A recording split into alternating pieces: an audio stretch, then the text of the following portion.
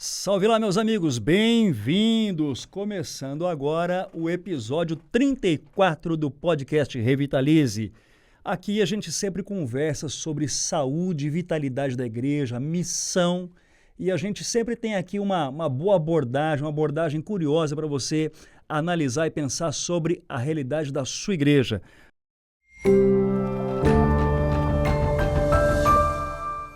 Antes de mais nada, quero pedir para você já deixar aqui o seu like, a sua curtidinha, deixa o seu joinha, deixa o seu comentário aqui embaixo deste vídeo, porque você nos ajuda a fazer esse programa chegar até outras pessoas.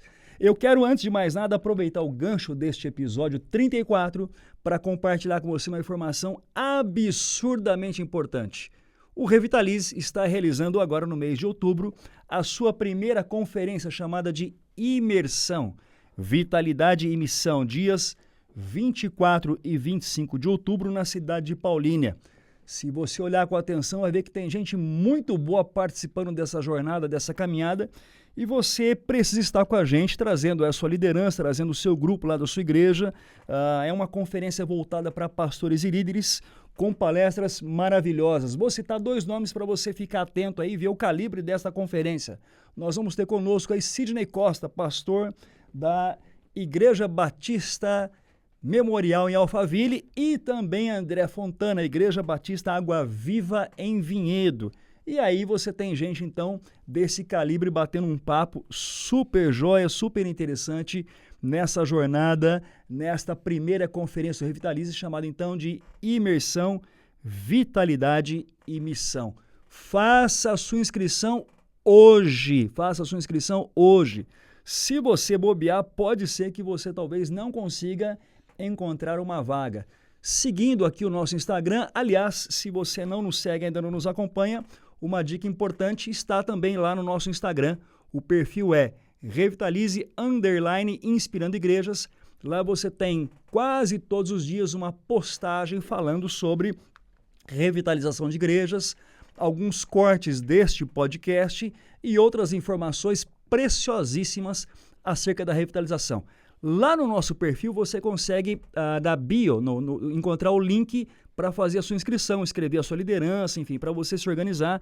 Você tem informações sobre a nossa primeira conferência, então. Nosso papo de hoje está absurdamente especial e eu quero fazer uma pergunta para você. Quais são as histórias que inspiram a sua vida? Aliás, você tem uma igreja ou a história de uma igreja que inspira a sua vida, o seu ministério, a sua jornada ministerial, a sua jornada pastoral, a sua jornada como líder da igreja?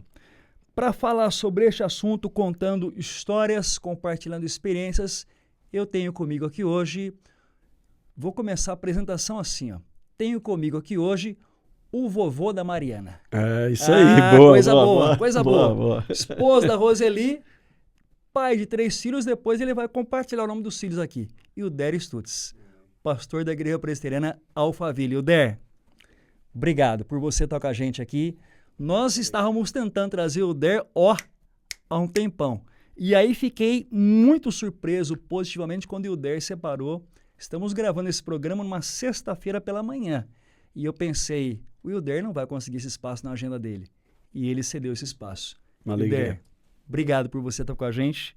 Uma experiência muito boa ter você batendo papo. Que bom te rever. Uma alegria grande. Wilder, além de ser pastor da Igreja Presbiteriana de Alphaville, autor de 2 livros, Café com Deus, abra um parênteses. Café com Deus é um projeto, o livro acho que nasceu disso, correto? E depois você pode compartilhar com a gente sobre o Café com Deus. Fecha o parênteses. E o outro livro, eu não conheci esse, Wilder, Do Púlpito 7. É um livro sobre pregação? Sim, eu fui convidado pela editora. Não é que são 7 volumes, eu sou o 7º convidado. E, na verdade, ele traz algumas mensagens que eu fui pregando ao longo da vida. Eu tenho o costume, desde a infância, na minha igreja, presbiteriana de Alto Jequitibá, minha mãe, de 5 filhos, sentava-se numa beira do banco, numa ponta do banco, e pedia a uma professora muito amiga dela uma professora de francês, professora René, que sentasse no outro extremo para cercar literalmente nós 5 para a gente não fugir. E a gente ficava ali durante o culto. E um dia eu observei a dona René, ela enquanto o pastor pregava, que foi um pai para mim, o reverendo Wilson Souza Lopes, ela falava... Wilson Souza Lopes, o pai do Wilson Emerick. Pai do Wilson Emerick, do Juninho, como eu chamo, que era meu amigo de mocidade, de infância. E eu falei, o que a senhora está fazendo? Ela falou, estou anotando o sermão do reverendo Wilson. Eu tinha 9 anos. E eu falei, a senhora me ensina a fazer isso? E a gente começou a anotar. Ela me deu um livreto, né, de fazer anotações. A gente tinha antigamente, que abria assim com espiral. E eu anotava, e ela me ensinou a anotar o título, as divisões, o texto. E desde essa época eu faço isso. Eu não consigo chegar numa palestra, num culto, que tiver alguém falando, pregando, se eu não estiver anotando o que a pessoa está falando. Eu faço isso ao longo de toda a minha vida. E, curiosamente, o reverendo Wilson faleceu alguns anos atrás, né? Estava em Vitória, e eu orava que eu queria vê-lo. Ele estava já com a enfermidade bastante avançada. E eu levei essas anotações minhas. Eu falei, o senhor se lembra que o senhor pegou dia tal, era outono, o tema era esse, a passagem bíblica que o senhor leu foi essa, as divisões são... Nós choramos muito. Que sensacional, Ele faleceu na cara. semana seguinte. E eu tenho essas anotações. Eu passei tudo isso para um arquivo que eu tenho também até hoje. Todos os meus sermões estão arquivados por data, por local que eu preguei, se era outono, primavera, verão, enfim... Todos os esboços, são umas 1.500 páginas hoje de esboço, de mensagens. Todos os livros bíblicos em que eu preguei, o tema, a data e tudo mais. E aí essa editora me convidou para ser um dos volumes, fazer parte do 7º volume. Então eu selecionei alguns sermões e enviei para eles e foi feita essa publicação. Tem até um sermão que eu preguei no seminário, quando eu fiz seminário. E foi um dos sermões que a gente pregava, sermão de prova no seminário, né? Para minha sorte, antes era só no 4º ano. Quando eu entrei, eles resolveram fazer a partir do 1º ano. Então eu fui pregando todo ano e eu ficava desesperado, né? Como todo estudante de teologia, quando é chamado para pregar no seminário. Você acha que esse momento de começar a prestar atenção, tomar notas lá com 9 anos de idade, você acha que foram os primeiros passos do seu ministério pastoral, Helder? Você acha que a coisa começa por aí? Deus tem um plano, né? Eu não imaginava. Nunca tive assim, falar, eu vou ser pastor, embora tenha nascido literalmente na igreja, né? Minha mãe estava grávida numa federação de SAF e passou mal na igreja. E aí correram com ela para o hospital, eu nasci. Se não correm com ela, eu nasço na igreja de fato. Alguns minutos de diferença, você tinha nascido na igreja. Mas eu era muito bom em exatas. Eu gostava, curtia muito física e matemática, ao ponto de, com 15 anos ainda no colegial, eu dava aula em cursinho de física e matemática. Então, meus pais, particularmente o meu pai, que não era um cristão na época, um tio português que não teve filhos, eu era o filho que ele não teve, eu ia ser um engenheiro, um profissional dessa área. E no último ano do colegial foi que Deus me chamou. E aí aconteceu uma revolução, porque meu pai ficou muito bravo, meu tio também. Isso, você tinha quantos anos? 16 para 17. Eu vim para o seminário com 17 anos, meu pai teve que fazer a emancipação juridicamente, né, cartório, porque o seminário não queria me matricular, porque eu era menor de idade. Então, com 17 anos, eu vim para o seminário. Ô, Helder, uma palavra assim que você diria que define essa tua jornada entre começar a anotar os sermões do reverendo Wilson, esse tempo de chegar no seminário, talvez até trazendo no dia de hoje, uma palavra que define a tua jornada. Você consegue encontrar ou pensar numa palavra? A graça de Deus, porque é inimaginável, né? Eu vou lembrando esses detalhes e eu falo assim, onde Deus estava com a cabeça, né? Porque chamar um cara como eu, com o meu perfil, com a minha condição, com a minha escolaridade, enfim, com qualquer coisa que não achasse graça em mim, não era possível. Então, eu já perguntei várias vezes para Deus, perguntei quando ele me chamou para o ministério. Foi muito interessante porque eu senti esse chamado Na escola, nós tínhamos um intervalo das 3 primeiras para as 2 últimas aulas, como o colégio era o Colégio Evangélico de Alto Jequitibá, e, na verdade, o que era a hora cívica era mais um culto, né? E aí tinha uma semana de atividades com um grupo musical de São Paulo, e ali eu tive esse chamado. E aí eu pedi para Deus, como bom presbiteriano, pedi para Deus, eu queria que o senhor falasse se isso não é coisa da minha cabeça só, né? Podia, como eu disse, um bom presbiteriano pedir um sinal para Deus, né? Eu disse para ele, eu quero que o senhor fale com o meu pastor, e que ele me procure e fale. Eu frequentava muito a casa do reverendo Wilson. Como eu disse, cresci junto com o Juninho e a gente é muito próximo, muito amigo. E eu estava almoçando na casa dele e eu trabalhava já na secretaria do colégio para ajudar a pagar os estudos. E ele veio almoçar em casa aquele dia. E aí ele falou, depois do almoço eu queria falar com você. Eu já pensei que tinha feito alguma coisa errada, entendeu? Era um menino, né? O pastor quer falar com você. Eu falei, Com danou-se, né? 16 anos. Danou-se. Eu falei, Complicou. fiz alguma bobagem, né?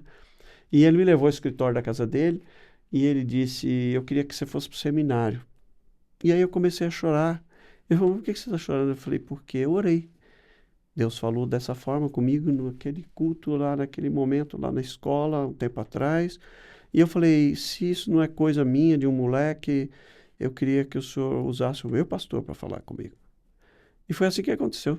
Então, é graça, porque quando eu vim para pastorear essa igreja em São Paulo, que foi a minha primeira igreja, onde eu fiquei 22 anos. Depois, quando eu vim para Alphaville, embora morasse, conhecesse as pessoas, acompanhei o desenvolvimento do bairro, mas eu não tinha a menor ideia que eu pudesse pastorear. Quando eu cheguei na igreja, eu falei, o senhor tem certeza que o senhor está fazendo? Porque eu não me julgava, eu acho bom isso, eu não me julgava capaz ou possível de pastorear uma igreja. Nem Mas daquilo que ele ia fazer. Pós-seminário, você já foi para São Paulo? Eu éramos 7 candidatos ao pastorado da Igreja Presbiteriana de Alto Jequitibá naquele ano. A Igreja de Jequitibá, ela tem 123 anos e o ano retrasado nós comemoramos 50 anos de um grupo musical que a gente tinha e no museu da igreja nós fizemos um levantamento, são mais de 130 pastores que saíram de lá, filhos da igreja. Uau. E nesse tempo, dos 7 candidatos, 6 foram para o Rio de Janeiro, porque podiam fazer tempo integral, as famílias tinham condição de suportar financeiramente. Eu fui o único que foi enviado para São Paulo, porque eu precisava trabalhar para ajudar o meu sustento e o sustento da minha família também, dos meus pais. E aí eu vim fazer o seminário em São Paulo, fiz o seminário 5 anos e acabei ficando na igreja que eu fui seminarista em São Paulo.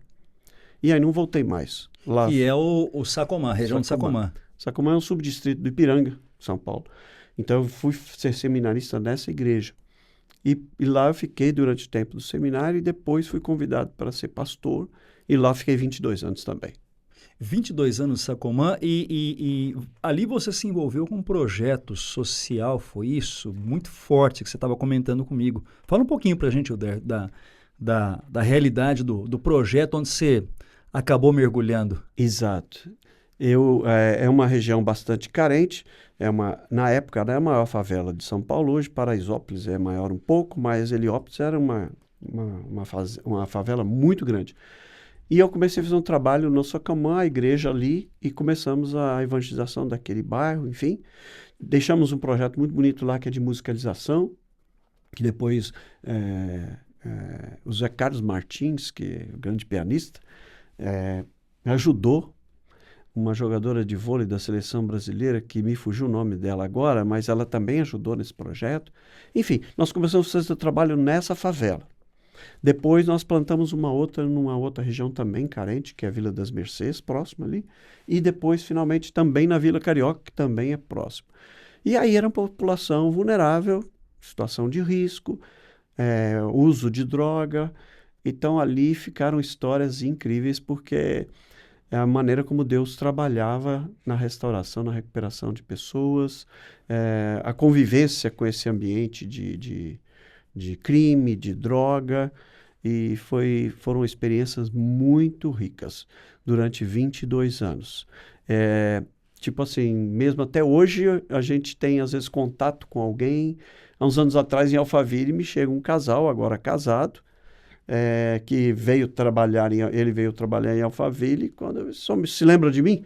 Eu falei, eu lembro, só não sei se é a pessoa que eu estou imaginando. Ele foi um garoto que era do projeto lá na favela. Ele hoje é um executivo, ela uma advogada, inclusive hoje trabalha com uma das nossas instituições como advogada. E eram frutos daquele trabalho lá. E foi uma surpresa. E outras pessoas que de vez em quando nos ligam assim, olha, o senhor lembra de mim? Frutos daquele trabalho. Eram cerca de 600 famílias que nós atendíamos naquela época, com esse projeto. Histórias assim de traficantes que se converteram, histórias de famílias que foram alcançadas, histórias tristes de perdas também, nesse mundo, nesse submundo aí do crime e tudo mais. É o oposto do Alphaville. Então, era Alfavela e Alphaville. Eu falava assim, lá é Alfavela e aqui era Alphaville. A única diferença, eu digo, é o zero. O cara lá, às vezes eu pagava uma dívida pro traficante não matar um menino por R$20, por R$50. Em Alphaville, são 50 mil, 20 mil. Lá a droga era buscada na boca. Em Alphaville é delivery, então você leva na casa. São só diferenças. O pecado é o mesmo, a miséria humana sem Cristo é a mesma, as necessidades são exatamente a mesma, só a roupagem é que fica diferente. E como é que um cara como você, que sai lá do leste de Minas, lá do Alto Jequitibá, eu estou falando com você e estou lembrando, eu já vi essa foto não sei onde, um quadro, eu acho que é na casa do presbítero Almir, que é daquela região. Eu não me lembro onde eu vi mas tem um quadro com a imagem da igreja, um quadro, alguém pintou a mão com a imagem da igreja, e tem a pintura antiga, tem até um caminhozinho que sai da igreja, remetendo assim aquele tempo de fazenda e tal. Como é que alguém sai lá do Alto Jequitibá, vai parar lá no Sacomã, e depois desse cenário, desses desafios todos, migra lá para Alphaville, eu vou arriscar dizer, num tempo de construção, de desenvolvimento da região da Alphaville? De novo, é graça, porque é inimaginável. Como é que eu fui parar em Alphaville? Quando fazia o seminário, eu disse que precisava de trabalhar para o meu sustento e para ajudar em casa. E orava e pedia para Deus, eu preciso de um emprego que me permita estudar, eu tenho que fazer o seminário. Era muito puxado naquela época. Eu saía do Sacomã às 5h30 da manhã, vinha para o centro de São Paulo, onde era o seminário, Presbiteriano Independente. Na primeira IPI ali. Na primeira IPI do Nestor Pestana ali. E aí, foi ali que eu estudei, fui aluno do Antônio Gouveia de Mendonça, do reverendo Abival Pires de Oliveira, do Josué Xavier. Bons tempos, hein? Bons tempos. E aí eu vinha então para a empresa funcionava em Pinheiros, era um escritório de engenharia e arquitetura. Eles não eram crentes, às vezes me chamavam de padre, e eu falava, Senhor, mas eu preciso de um emprego, se eu precisar sair fazer uma visita, se eu precisar ir no hospital, se eu precisar ir no enterro, eles me deixem. E eles eram extremamente generosos e permitiam que eu saísse. Mas eu ficava na empresa, então eu vinha do Ipiranga, ficava ali na empresa até às 6h30 da tarde, 6 horas, pegava o ônibus na Rebouças ali, Consolação. Vida de paulista. Paulista. Ia para o seminário, saía do seminário 10h30 da noite, descia correndo literalmente em direção à República para pegar o ônibus para chegar meia-noite, para 5h30 estar de volta. Então era muito puxado. E essa empresa, como eu disse, prestava serviço de engenharia e arquitetura para a empresa que construiu o Alphaville. Eu estou em Alphaville desde que a avenida principal de entrada era ainda terraplanagem. Não existiam casas. Nós acompanhamos a primeira casa, a segunda casa do Residencial 1. E a gente vinha e voltava todos os dias num micro-ônibus que a empresa disponibilizava da ponte. Depois, mais tarde, foi um ponto do encontro do Mackenzie, que o Mackenzie, a Igreja Nacional adquiriu aquela área no Tamboré. a um preço simbólico na época, construiu a escola, não existia população, mas já existia escola. E aí a gente vinha no micro-ônibus e saía daquele ponto onde hoje é a igreja de Pinheiros, chamava Ponto de Encontro Mackenzie. Uau. E a gente ia de micro-ônibus até Alphaville, e depois o escritório mudou-se para Alphaville. Você acompanhou desde o início, você tem Desde o detalhes, início. informações detalhadas Estive sobre agora o recente Alphaville como um todo. com um dos fundadores de Alphaville, com 94 anos, e algumas histórias muito interessantes também. Eu disse para ele: "Você sabe por que o seu empreendimento deu certo?" Ele falou: "Por que você acha, Hildério?" Eu falei: "Porque o senhor doou um terreno para a escola e para a igreja. Que o terreno da igreja de Alphaville foi doação da construtora Albuquerque Tacaoca à época, numa área que não tinha nada. Hoje a igreja está dentro do condomínio, porque o condomínio cresceu." E ele disse: "Mas por que você acha isso?" Porque se você quer fazer um empreendimento novo, numa região nova da cidade, você coloca uma igreja lá, você coloca o prédio, coloca o condomínio de casa, mas você coloca uma igreja e, se possível, também uma escola. Você fixa as pessoas naquela região. Eu saio para trabalhar. Se eu deixar a minha família num bom empreendimento imobiliário, seguro, e se tiver uma escola, então tá tudo bem, eu vou trabalhar. Alphaville incorpora também empresas. Então isso é perfeito. Ele disse para mim: "Você tem razão, mais de 80% dos imóveis eram vendidos para os presbiterianos." Mas eu quase tive um ataque cardíaco quando ele disse: "Por que você parou de fazer isso, se o Alphaville expandiu para o Brasil inteiro?" E a gente está retomando essa possibilidade de projeto, que é plantar igrejas em Alphaville. Recentemente nós ajudamos a plantação da igreja do Metropolitano de Campinas, lá com o reverendo Rodrigo Leitão. Em frente ao Alphaville, Campinas. Exatamente. E assim nós desejamos fazer. Mas então eu estava ali. E aí, como eu disse, Deus tinha uma história, né? Porque eu conhecia as pessoas, o bairro foi desenvolvendo. Eu, quando me casei em 84, fui morar lá, Em Alphaville. e estou lá até hoje. Quando você chegou na igreja, na verdade, já tinha lá o Carlos Alberto, que era o pastor da igreja, e ele é parte da equipe até hoje. O pastor Carlos Alberto era um presbítero que, no coração de quem Presbítero, Deus colocou... plantador de igreja? Presbítero da Igreja Unida de São Paulo. A Igreja de Alphaville é filha da Igreja Unida de São Paulo. E o pastor, na época, era presbítero.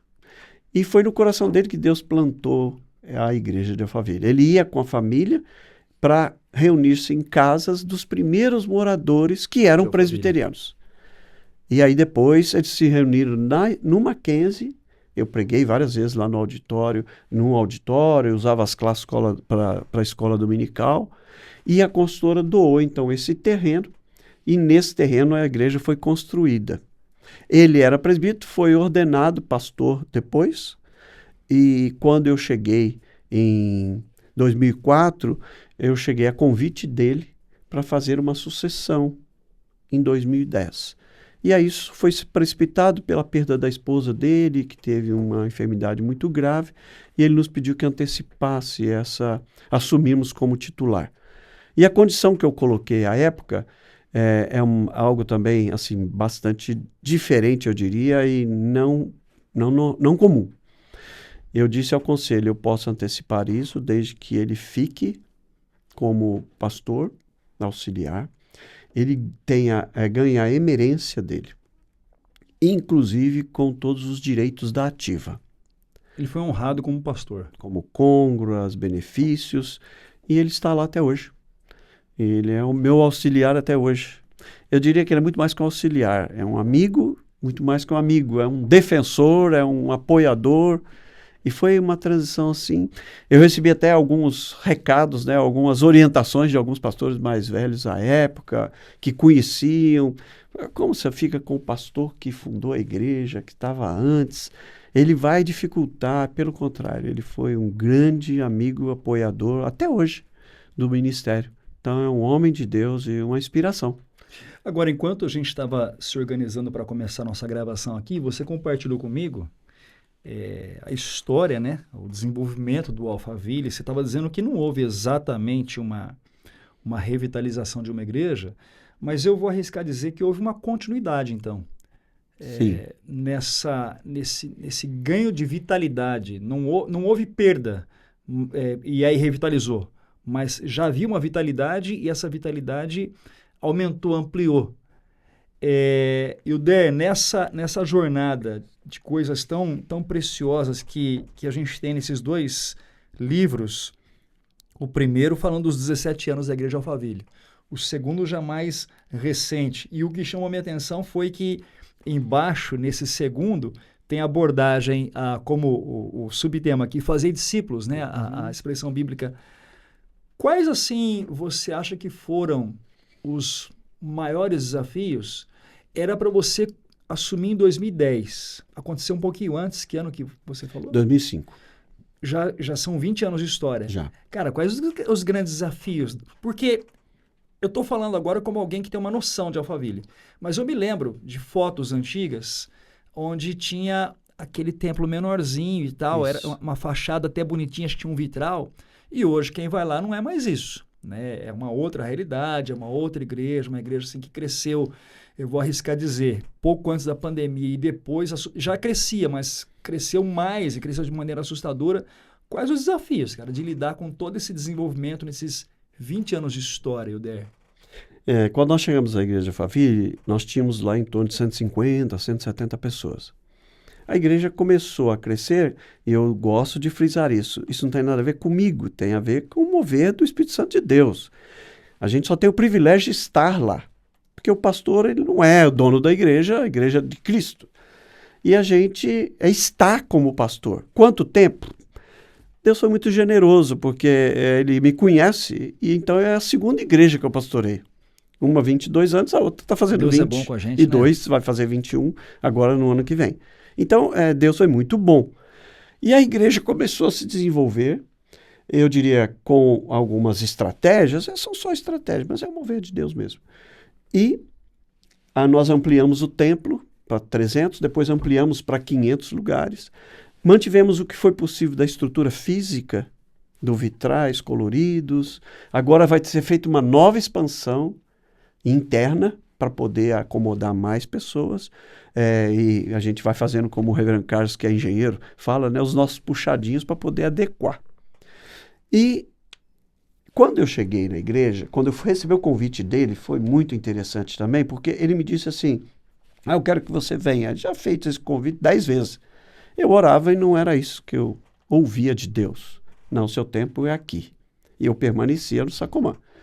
E aí naquele ano, Deus disse muito claramente ao meu coração assim, olha, o seu tempo aqui terminou. Não existia crise, graças a Deus, problemas que pudessem ser impeditivos para a continuidade. Tanto que eu falei para minha esposa, ela foi convertida lá na igreja de Sacomã. Meus filhos nasceram quando a gente estava lá. Então, ela falou assim, não, eu não quero. Eu falei, não, Deus vai falar com você como ele falou comigo. Nós somos um só, então ele que se vire aí de falar para você. Eu sou muito prático, aí essa parte das exatas de física e matemática ainda permanece. Eu sou muito prático, vale o que está escrito lá e acabou. E aí, os meus filhos também, quando eu falei para o conselho, ele falou, mas por que, pastor? Não tem problema que impeça isso? Eu falei, graças a Deus, eu orei todos esses anos para que eu não saísse da igreja, porque a igreja não me quer mais, porque vocês estão brigados comigo, porque eu briguei com a igreja. Nunca orava, sempre para que Deus conduzisse em paz o rebanho dele e eu estivesse aqui enquanto ele quisesse. E foi muito interessante, porque eles falaram, para onde, que igreja o senhor vai? Eu falei, não sei. Diferente dos anos anteriores, que por várias vezes você recebe convites. Sim. Você sabe não para onde vai. existia convite. Mas para onde? Eu falei, não sei. As reuniões nossas, normalmente, dessa questão de presbitério e tudo, é setembro ali, e estava próximo. E o conselho perguntava, a igreja queria fazer um abaixo-assinado, eu falei, isso não resolve-se desse jeito, não se resolve assim. E não adianta fazer, ou vocês falam para Deus mudar a ideia, né? Mas é isso. E aí, eu não falei para ninguém, eu ia me apresentar ao presbitério na semana seguinte e dizer, eu estou disponível para vocês fazerem e me enviarem para onde for. Um dos presbíteros, fundadores, inclusive, da igreja, foi ao aniversário de família, lá no Sacomã. Ele tinha uma prima que era minha ovelha lá do Sacomã. E conversa vai, aquela conversa de mesa de aniversário. O pastor Hilder está saindo. Como assim? Ele não vai estar o ano que vem, ele já despediu da igreja, já falou com a igreja. Ele me ligou da festa. Pastor, que história é essa? Eu falei, mas para onde você vai? Eu falei, não sei, ainda não, Deus não mostrou isso. Não é possível. A gente precisa conversar. O senhor tem que ir para Alphaville. Eu desliguei o telefone, falei para minha esposa, é bom a gente começar a orar. De novo, como um bom presbiteriano, e eu, às vezes, posso ser criticado por isso, mas eu pedi que Deus me desse algo muito claro como um sinal que era isso. E era esse tempo. E eu disse para minha esposa, Rose, vamos orar, porque até quinta-feira que vem, se o Conselho da Igreja de Alphaville me trouxer uma carta convite, escrita, aqui em casa, eu vou considerar que essa é a direção que Deus está nos dando. Você é muito exigente, Helder. Sou muito exigente. Exatas. Eu era da exatas, então eu sou exato. Porque não adianta você ficar... O coração, claro, eu moro em Alphaville, conheço todo mundo. Uma evidência. Trabalho lá. Sim. Seria tudo perfeito, mas isso já acontecia há 22 anos. Eu morava lá, eles me convidavam e Deus dizia não. Aí quando eu não tenho o convite, chega esse convite. E aí eu falei, ele me levou na quinta-feira à noite. Para você entrar em qualquer condomínio de Alphaville, você tem que tocar a campainha, a segurança liga lá. Como ele tem um tio que morava no mesmo residencial, ele não precisava fazer isso. Porque ele já tinha acesso. Ele bateu na campainha da porta e, olha, vim trazer um convite para o senhor, para o pastorado da igreja. Quinta-feira. Eu disse, a gente tem amanhã para se reunir. E ele ligou para o pastor, nós nos reunimos na sexta-feira. E no sábado eu apresentei ao presbitério de origem lá, ao presbitério onde eu estava, que era no Sacomã, presbitério do Grande ABC, que chamava-se, e eles me deram a carta de transferência para a IPB. E eu vim pastorear Alphaville. Uma outra curiosidade é que a reunião acontecia e eu perguntava para o pastor Carlos Alberto, qual é o plano? Não, você vem ser meu auxiliar. Eu falei, não me serve. Qual é o plano? Onde está o planejamento da igreja? Onde eu vou ser inserido no organograma e no planejamento? Não é para ser... Não. É, de novo, o perfil de exatas. E é pena, eu não trouxe, mas está dentro da minha Bíblia até hoje, uma folha de papel de um caderno espiral. E ele escreveu 4 itens. A evangelização do bairro, uma comunicação com a sociedade, um planejamento de visão futura, e o 4º item estava escrito Novo Templo. Eu guardei isso na Bíblia. Eu fiz, a partir daí, um projeto e apresentei ao conselho de 1, 5 e 10 anos.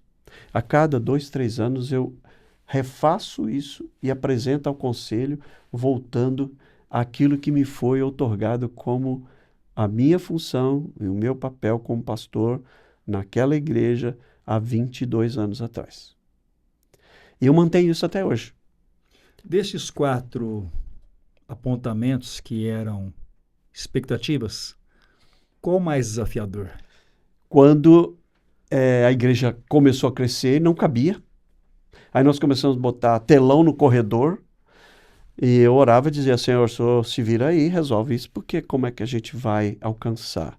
Como eu estive no Alphaville esses anos todos, cada prédio, cada condomínio, eu orava, falava, Senhor, a gente que vai precisar conhecer o Evangelho, como é que nós vamos fazer? Uma vez eu levei Tommy Kids, que era pastor da Spanish River, muito amigo, e num dos residenciais, que é o mais alto ali, ele falou, onde é o seu campo missionário? Então eu subi com ele lá e mostrei o Alphaville e eu disse, esse é o nosso campo missionário. E aí eu orava.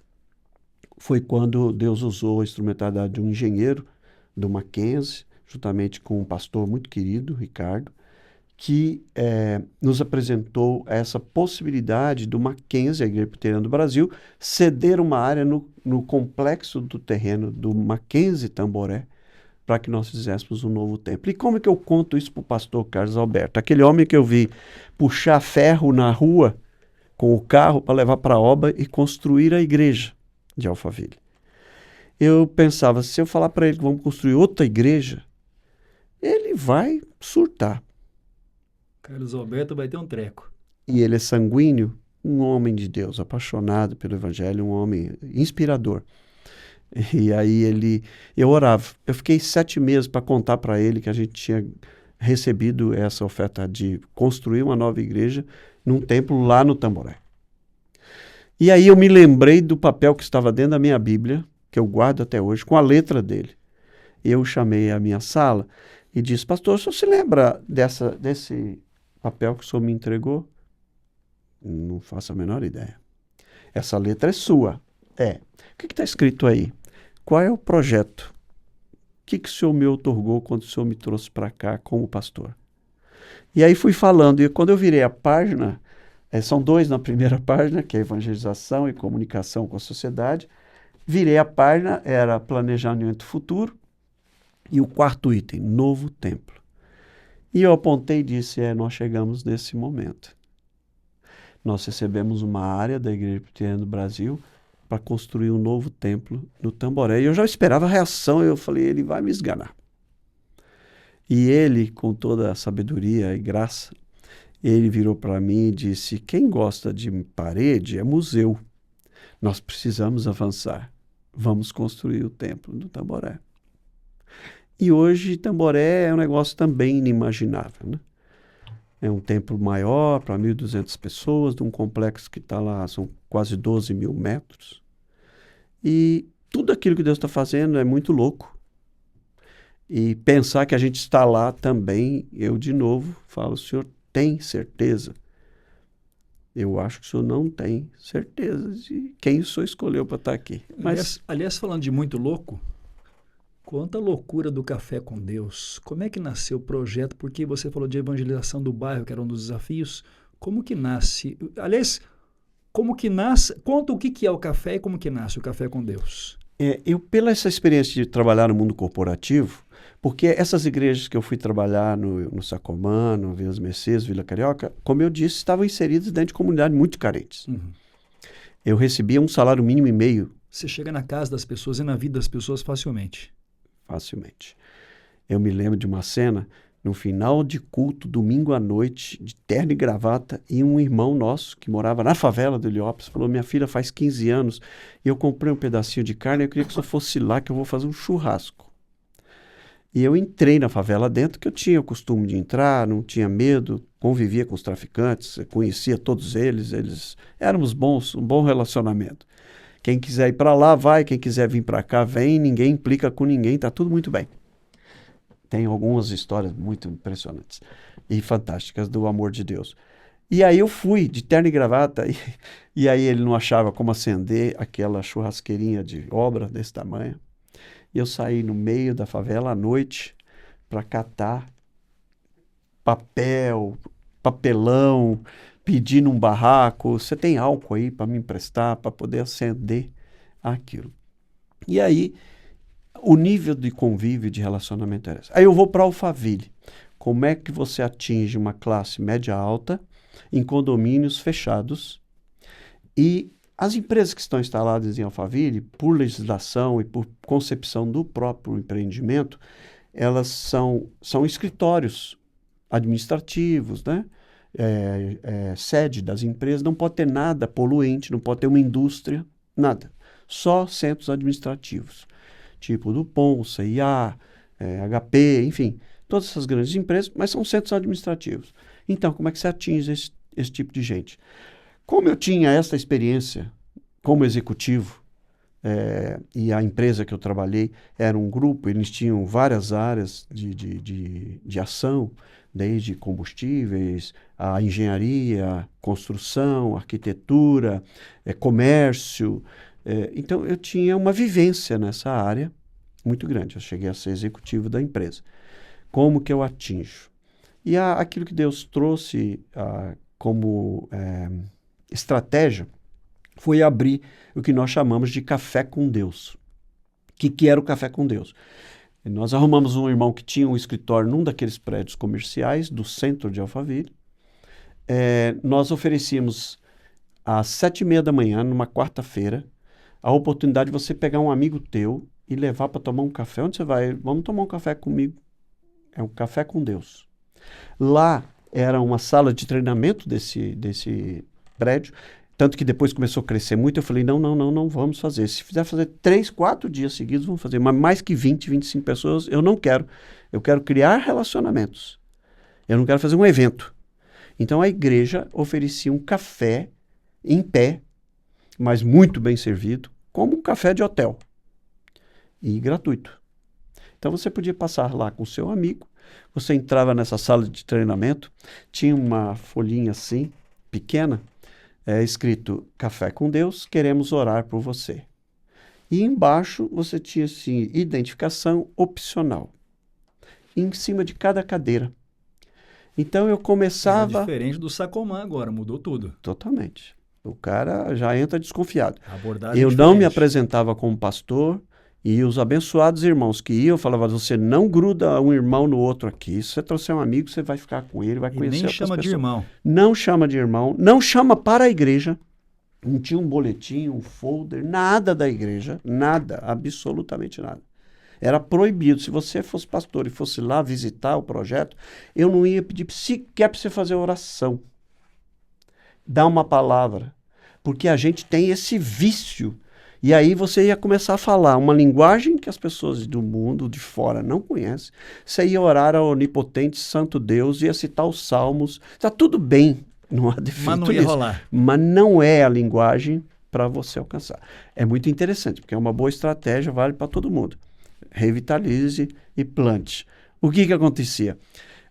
Eu começava, fazia uma oração. Lia um texto que eu preparava. Isso está no livro Café com Deus, o primeiro volume, que já me perturbaram várias vezes para escrever os outros. Eu tenho mais de 400 mensagens escritas. Então acontecia um terremoto hoje. E eu selecionava um texto bíblico, um versículo só. E eu escrevia sobre os terremotos da vida, descrevia aquele fato. Existia um fato econômico, eram executivos, né? Gestão de pessoas, de relacionamentos dentro do mundo corporativo, dentro das empresas, citando textos e princípios bíblicos. Eu usei muito E John tinha oração Maxwell. no final. No final tinha oração. Então, aí eu fazia, era no máximo 10 minutos. E eu terminava fazendo uma oração novamente. Esse texto, a pessoa recebia no mesmo dia, logo em seguida, na época, por e-mail. Então ele podia multiplicar isso. E aí eu orava. E eu dizia no final, se alguém quiser compartilhar alguma coisa, estiver passando por um momento que gostaria de contar alguma história, eu vou depois do café, posso ficar com você. Eu diria para você que nós temos algumas dezenas de pessoas que na igreja que são frutos daquele momento, que tem uma experiência com Cristo ali. De novo, você ia a primeira vez, ouvia, o Espírito Santo falava com você, e você dizia, mas de onde vocês são? Nós somos aqui de Alphaville. Mas vocês são de alguma igreja? Somos uma igreja aqui de Alphaville. Mas que igreja? A igreja presbiteriana. Mas aonde é? Lá em cima. Lá em cima onde? Lá perto da Laville, da padaria, da escola. Mas pode ir lá? Pode. Mas que dia que é? A intenção, só para exemplificar, é que ele perguntasse tudo. Eu não ia dar informação para ele. Porque ele ia lá. E você é pastor? Eu sou pastor. Você é pastor da igreja? Eu vou lá. Vou lá. Então, ele perguntava o horário, perguntava se podia, era de graça, se podia levar a família. Nós temos lá, quando você chega, você tem um lugar para sua criança, você pode ficar no auditório, você pode ir para uma classe de estudo com assuntos diversos. Posso ir? Pode. E o endereço? Se você quiser anotar, eu posso te dar o endereço. É muito interessante porque a gente logo quer formar o cara para a igreja, para começar. E eu tenho isso até hoje, eu faço muito isso. Você trabalha, eu vou visitar a sua empresa, eu vou visitar você lá. O executivo, o diretor, o dono da empresa, eu vou visitar você lá no teu campo de batalha, né? E eu falo para você, quando eu chegar, você não me apresenta como pastor, porque senão o cara vai botar a mão no bolso para ver se a carteira está aqui, o cara não vai me ouvir, eu quero que ele ouça e depois ele saiba que eu sou um crente em Cristo, que eu sou pastor e que você também é da... Tá bom, tá tudo bem. Mas no começo, não. E quando você visita o camarada no trabalho dele, que rola? Rola um café, um bate-papo? Rola um café, um bate-papo. Alguns falam assim, você pode falar para a empresa na sala de reunião? Eu vou anunciar que tem uma reflexão aqui. Ok. Meia hora antes do expediente começar, ok. Então vai para a sala de reunião, eu pego material do Summit, da Willow Creek, ou Você ia outros falar que eu do John produzo. Maxwell? Do John Maxwell, eu conheço muito bem, não só eu conheci pessoalmente, mas ele me inspira muito, porque ele está voltado com a linguagem para o mundo Sim. corporativo, né? E aí eu uso esse material para oferecer um treinamento. Você sabe que eu me lembro de você falando do Café com Deus, a gente batendo um papo. Eu tô lembrando de algo assim de 2012, 2013, aí. mais ou menos. E você chegou a comentar que às vezes não dava tempo, você virava à noite preparando porque tinha que acontecer o café no dia seguinte pela manhã. Eu não sou escritor. Eu não tenho tanta habilidade assim. Então, eu ficava orando para Deus me dar o título, me dar o tema.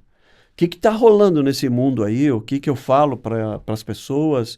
E, às vezes, acontecia as longas madrugadas ali para poder produzir algo sucinto, que fosse inspirador, que fosse reflexivo para a pessoa no mundo dele, no ambiente dele. E aí as pessoas podiam levar outros para lá. Contar um outro exemplo. O Café com Deus funcionou durante 10 anos, ininterruptos. Hoje ele não existe mais. Só um parênteses, a Igreja da Vila, o Adrian usou algo também muito parecido. Nós fizemos lá, eu fui com ele, no escritório de advocacia. E nasceu a igreja lá. E nasceu a igreja. Então, eu ia lá com ele. Foi exatamente nessa época. Esse é o nome do bairro, lá onde o Adrian Vila Olímpia. Vila Olímpia. Nasceu a igreja, ela nasceu meio assim, com essa cara de Café com Deus, né? Exatamente. Ela nasceu no escritório de advocacia como Café com Deus. O Café com Deus terminou, mas as minhas visitas pastorais ao ambiente profissional continuam até hoje. Eu ofereço. É de inauguração de banco a empresa comemorando aniversário. Recentemente, era um aniversário de 45 anos da empresa, eu fui tomar um café da manhã com eles, falo, dou uma palavra inspiradora no contexto bíblico, para aquele ambiente. Mas há uns anos atrás, talvez 5 anos atrás, eu fui numa empresa de prestação de serviço. Essas empresas que prestam serviço de limpeza, manutenção e tal, eles têm, na época, eles tinham 5.800 funcionários. E o diretor-presidente, que era o dono, me disse, se eu falaria no auditório um dia para os funcionários? Tinham 100 funcionários.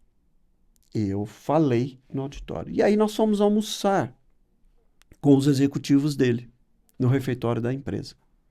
Almoçamos ali, trocamos ideia, procuro falar sobre as coisas da atualidade, do mundo ali. Cotidiano. Sem encher a paciência do cara o tempo todo falando da igreja, vendendo a igreja para ele. Deus não precisa que você venda a sua igreja para ninguém. As pessoas precisam de Cristo e do Evangelho. A igreja é a manifestação visível disso, mas é só isso. E às vezes a gente plantando uma igreja ou revitalizando uma igreja, a gente acha que precisa vender a igreja. O que o crente faz quando ele quer que alguém conheça a Cristo? Ele fala, vamos lá na minha igreja. Não é isso, ele precisa conhecer a Cristo. E começando com a sua vida. Não é com a igreja é o corpo, a manifestação visível novamente. E aí nós almoçamos. Fazem 1 ano e meio, vai fazer 2 anos agora no final do ano. Chega um dia lá na igreja, durante a semana, um daqueles executivos passando por um problema sério, e ele marcou com a secretária da igreja, ele se lembrava da igreja, de mim, e o cartão que eu deixei com ele. Posso conversar com o senhor? A secretária marcou. E naquele dia ele teve a experiência de salvação dele. Eu visitei a esposa dele e a família. Desse encontro de vocês, esse bate-papo. Esse bate-papo, porque ele foi me procurar na igreja. 3 anos depois. O senhor se lembra de mim? Eu falei, me lembro, só não lembro o nome. Eu não guardo o nome das pessoas. Eu tenho uma dificuldade imensa. Mas a sua aparência... Eu vim na LPC há 10 anos atrás, na inauguração, acho que era mais até. Eu voltei aqui, não precisei botar no Waze. Eu volto aqui daqui 20 anos de novo. Você, eu lembro exatamente. O nome. As pessoas da minha família, às vezes eu tenho dificuldade de lembrar. Eu vou batizar filha da minha prima, eu falo meu irmão Nelson e a minha prima, como é que ela chama, né? Então, a minha irmã. E aí você não lembrava o nome do sujeito? Eu não me lembrava, eu falei, eu lembro de você, lembro que nós almoçamos juntos na empresa, eu só não lembro o seu nome. O senhor se lembra? Eu falei, lembro. Você trabalhava no setor de RH. Era diretor de RH. Ele falou, pois é, eu estou passando uma situação, vim aqui. Depois da conversão dele, eu fui à casa dele. Resumo, a família dele está na igreja hoje. São membros da igreja. Eu quero ir lá onde as coisas acontecem. Ou se for parafraseando a música do poeta, ir onde o povo está, né? Então, o nosso mercado é Alphaville. Então, nós precisamos entrar naquelas casas. Como é que você entra nas casas se não for num pequeno grupo? Folheto você não vai distribuir. Passar na portaria você não passa. Então, nós precisamos acender uma luz ali numa casa. Como é que você vai alcançar as pessoas que trabalham no mundo corporativo ali? A população flutuante de Alphaville é 3 vezes a população residente. Alphaville tem em torno de 80 mil residentes. Tem em torno de 270 mil flutuantes. É muita Vão coisa. e voltam todos os dias para trabalhar lá. Então, como é que eu alcanço essas pessoas? O Wilder, especialmente, e aí você me corrija se eu estiver aqui equivocado na minha afirmação, mas a pergunta eu acho que vai fluir com clareza. Especialmente nos últimos anos, além do crescimento de Alphaville, da igreja de Alphaville, surgiu muita gente conhecida ali. Eu estou falando com você aqui, estou lembrando, por exemplo, do Luciano, né? Gente que tem se aproximado ali. Como pastorear, como liderar essas pessoas, Wilder? Nessa perspectiva que, assim, que me parece ter um chamado muito específico, né? Como liderar? Eu creio que precisa, sim, ter algum cuidado de linguagem, de postura. A pessoa de classe média alta, ela muitas vezes se acha exatamente porque ela é classe média alta. Ela tem o poder. E o poder se traduz em patrimônio, em dinheiro. Então, como é que você lida com isso? Sedutor, muitas vezes? Pode parecer, sim, se você não tiver cuidado. Eu acho muito interessante porque eu não sou muito ligado no mundo artístico. Então, às vezes, a pessoa fala assim, você viu quem veio na igreja hoje? Eu falei, vi um monte de gente lá. Tinha 1000 pessoas no culto da manhã. Não, mas fulano. Eu falei, não faço a menor ideia quem que você está dizendo. Não, mas ele é youtuber, tem 8 milhões de seguidores. Eu falei, Jesus tem muito mais seguidores e é nele que eu estou concentrado. E aí chegam pessoas notórias, né, que são conhecidas, que é do mundo político, artístico, televisivo, sei lá, tecnológico aí de canais e tudo mais. Mas eu faço exatamente como eu faço com qualquer outro. Com a menina da zeladoria da igreja. E isso, eu creio que é a única opção que nós temos. Eu me lembro que aconteceu recente, você citou aí o Luciano, conheço a esposa dele desde pequenininha. Ah, é? Família muito crente. Os pais dela, eles cresceram no evangelho. E quando eles foram para Alphaville, a Fal foi frequentar a igreja com as meninas. A esposa dele, no caso. Com as meninas. E ele ia de vez em quando, porque ele gostava da música. E eu me lembro ainda no templo antigo, ele disse, um dia nós estávamos batizando e fazendo profissão de fé, e ele entrava na fila, eu cumprimento todas as pessoas à porta. É um negócio meio arcaico, talvez, Não, para eu alguns, faço isso também. mas eu aprendi isso em Altiquitibá, com o meu pastor, né? Então, eu cheguei em Alphaville, tinham 170, hoje são 2.500. Eu costumo dizer, eu dou 2.500 abraços e beijo, e eu sou muito beijoqueiro e abraço. Então eu beijo, abraço todo mundo na porta da igreja. Não gasta nada, né? Nada. E alguns me disseram assim, é o único abraço que eu recebo, pastor. Isso mexe com a gente. E ele fica na fila para ser cumprimentado e abraçado, como qualquer pessoa. E aí ele me disse, um dia eu vou estar lá. E eu falei, enquanto isso eu vou estar aqui orando. E se deu a conversão dele dia 11 de junho de 2020, em plena pandemia. E aí, agora recente, eu acho que foi ano passado, né, ano atrasado, eu recebi uma ligação de um programa de televisão, lá do Bial, dizendo, olha, nós temos uma pré-entrevista com o Luciano, vai ao ar segunda-feira, e a gente queria fazer uma surpresa para ele, e queríamos convidá-lo para ir. Ele fala muito da igreja, fala muito do Senhor, porque o Luciano, desde a conversão dele, toda semana, literalmente, salvo um compromisso meu ou dele, profissional, nós estudamos a Bíblia juntos. E é zeloso isso da parte dele, todos os dias, um tempo de estudo bíblico. E aí eu falei, posso ir, a gente precisa combinar. Não, e aí, se de repente eles quiserem fazer uma pergunta, eu falei, tudo bem. E eu ia sentar, como sentei na plateia. E ele não sabia que eu ia. Então eles me colocaram num camarim à parte. Eu entrei antes, sentei na plateia. E quando ele entrou, que ele sentou, ele me viu. E a gente tem uma ligação muito próxima de irmão mesmo, de ovelha e pastor. E rolou ali a entrevista. Mas eu, desde a quinta até a segunda na gravação, eu orava e dizia, olha, o Senhor me colocou nessa, então o Senhor se vira. É o seguinte, se eles me perguntarem alguma coisa, eu tenho 30 segundos para não dizer nada, coisa com coisa, para dizer uma bobagem ou para dizer alguma coisa que possa ser significativo. E aí, de repente, eu fui surpreendido com aquela pergunta, né? O que é ter um astro na sua igreja? E eu digo que não foi nem carne nem sangue, foi simplesmente o Espírito Santo de Deus, porque eu não tinha a menor chance de elaborar nada. Eu vi Pego aquilo, de achei sopetão. Muito rápido. Então, o único astro na igreja é Jesus, né? Porque ele mesmo, eu queria muito que ele cantasse, claro, ele é cantor, é o que ele sabe fazer. Só que ele passou 3 anos sendo discipulado, ele foi batizado, recebido como membro por profissão de fé, e aí ele pôde cantar na igreja. É muito fácil você receber 3 uma pessoa... anos, 3 anos. Você deixou a coisa... Sim, e ele também. Ele falou, pessoal, como é que eu vou louvar a Deus se eu não assumi minha fé publicamente, se eu não fui batizado? Porque eu ensinei isso para ele. Então, é muito tranquilo isso. E você tem só que lidar com o seu coração, para não deixar se inclinar. Não deixar... Não. Ele entra, como todos os outros que estão lá. Entra, senta.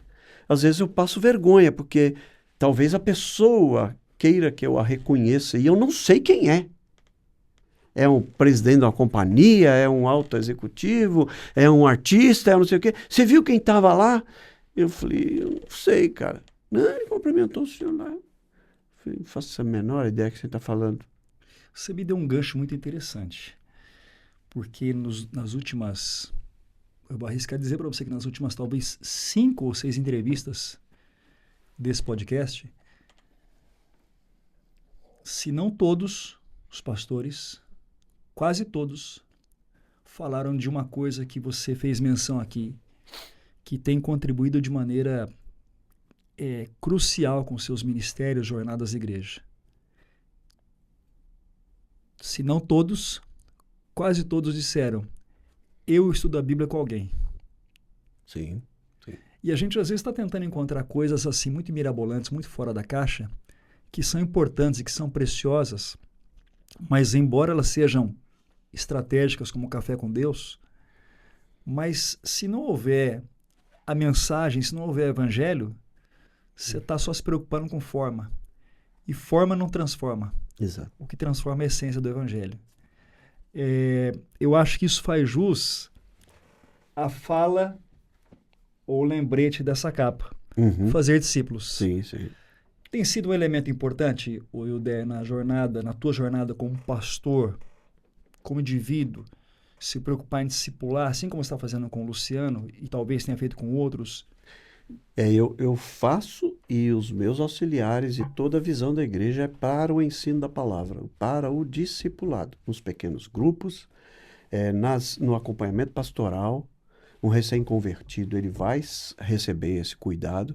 Um dia, eu me lembro, logo no começo do discipulado, especificamente com o Luciano, ele me disse, pastor, eu fico constrangido porque o senhor vem aqui por causa de mim. Eu falei, não venho aqui por causa de você, vamos deixar claro, só para você não pensar que eu quero vir estar com você porque em você é.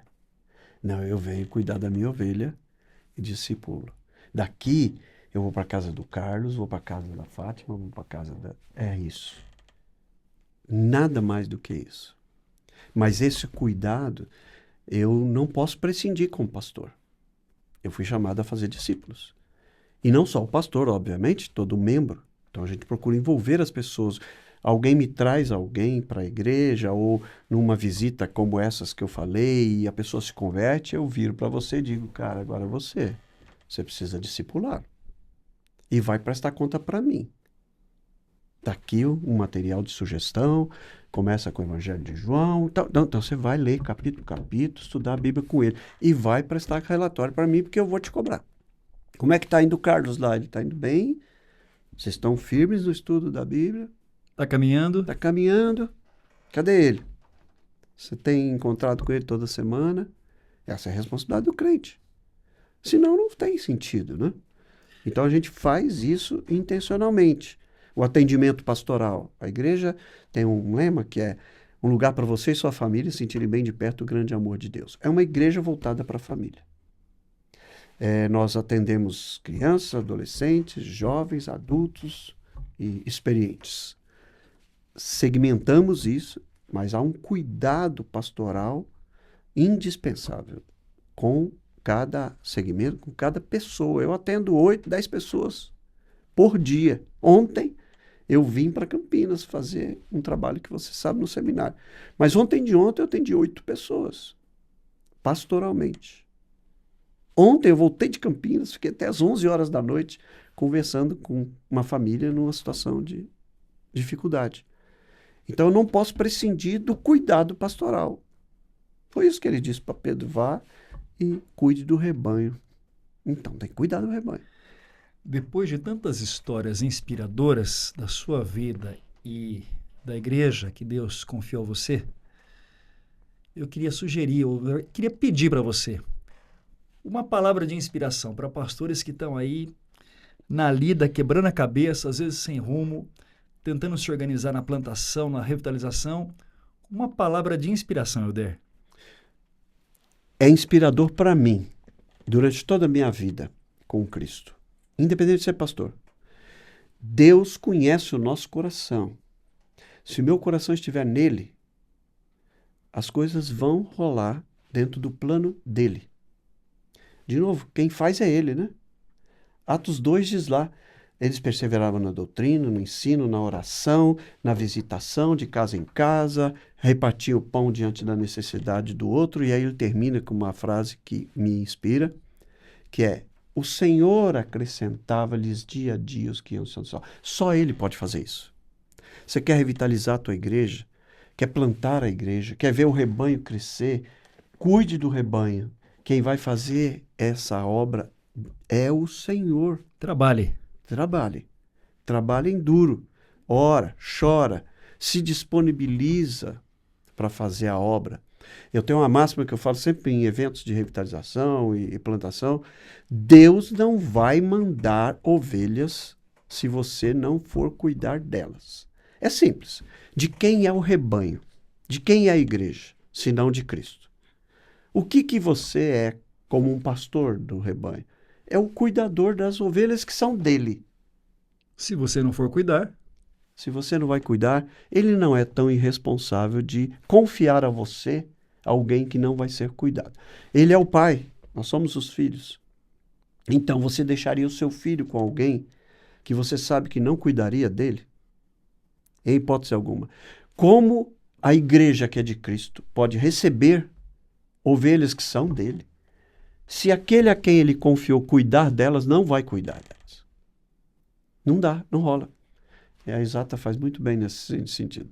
Raciocínios lógicos. 1 mais 1 é igual a 2 e pronto. Não tem jeito.